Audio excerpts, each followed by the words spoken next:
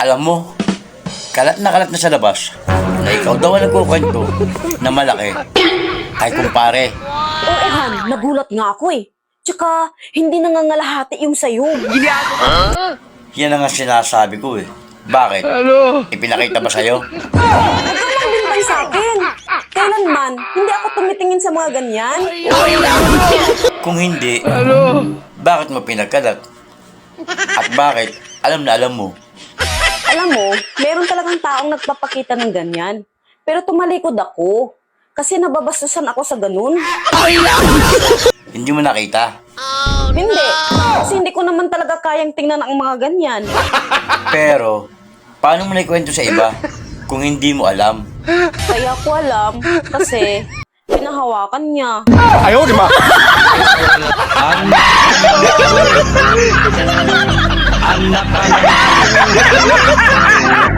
Anak ka ng pulis na may kawayan. Magaling kang kupal ka.